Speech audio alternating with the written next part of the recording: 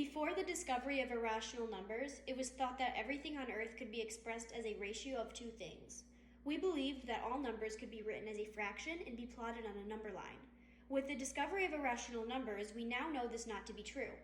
Many accredit the ancient Greek philosopher Hippasus with this pivot that turned the math world on its head. Hippasus of Metapontum was a philosopher and mathematician of 5th century BC. He attended the Pythagorean school of thought and studied under another great philosopher, Pythagoras. There is little documentation on his life, but his name is still known for his discovery of irrational numbers. Pythagoreans were mathematicians and students at the Pythagorean school of thought located in Croton, Italy. This school was based on the beliefs and teachings of, you guessed it, Pythagoras. It was a sort of blend between religion, philosophy, physics, and traditional school, all based on mathematics. It was believed by the Pythagoreans everything on earth followed the same rules and laws of mathematics, and everything can be understood through the universal language of numbers. Everything including human morals, music, the stars, the sunrise, literally everything.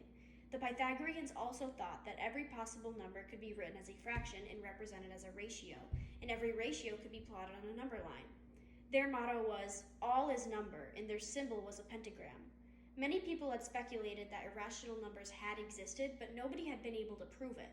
I'm sure you could imagine how upset the ancient Pythagoreans would have gotten if something did not fall in line with their belief system, or if someone tried to disprove them. Pythagoreanism wasn't just their way of thinking, it was their religion. His full name is Pythagoras of Samos, and he may be one of the most famous as well as the most controversial of the ancient Greek philosophers. He lived from ca. 570 to ca. 490 BCE. Many call him the first true mathematician. Born in Samos, he quickly moved to Croton, Italy at an early age. This is where he would eventually open up the school where he founded and practiced the Pythagoreanism. Pythagoras is considered to be controversial because there is little first-hand documentation of his work. All that we know about him has been written by other Pythagoreans who followed him. He is most well known for his Pythagorean theorem.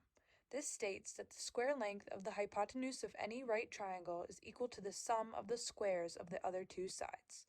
More simply put, as a squared plus b squared equals c squared, this helpful little equation has been used countless times for hundreds and hundreds of years. Much of what follows is speculation and legend. These events happened thousands of years ago and are hard to prove true.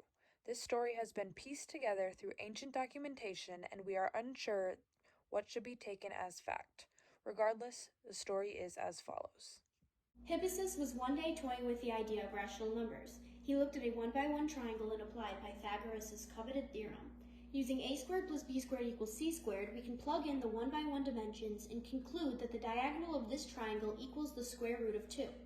Assuming everything can be expressed as p over q, the square root of 2 is no exception. After a long time of trying to write root 2 as a fraction, Hippasus came to the conclusion it could not be done. This is in complete contradiction with Pythagoras' idea that all numbers are rational and can be written as a fraction. This is when Hippasus realized that he had just disproven Pythagoras' whole idea of rational numbers, which in turn pretty much disproves his whole theory on the world and how it works. The excited Hippasus took his new findings to Pythagoras. The news would not be taken well by the ancient philosopher and leader of Pythagoreanism. It is said that when he was told, he got angry and didn't want to be wrong. This discovery shattered his view on math, philosophy, religion, physics, and life itself.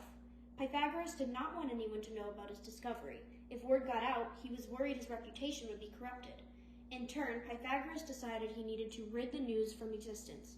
Hippasus was murdered to keep this revelation a secret. There are many different speculations and ideas of how exactly Hippasus' life came to an end. We will never know which one, if any, is true, but here are some of the theories. Theory 1. Hippasus was aboard a ship with Pythagoras and other Pythagoreans when he made the discovery. When he brought the revelation to attention, he was thrown overboard by Pythagoras himself in a fit of rage, and in order to keep the discovery a secret. Theory 2.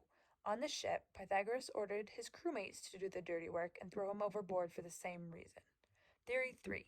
Hipparchus made the discovery, and when he told Pythagoras, he was condemned to death by drowning.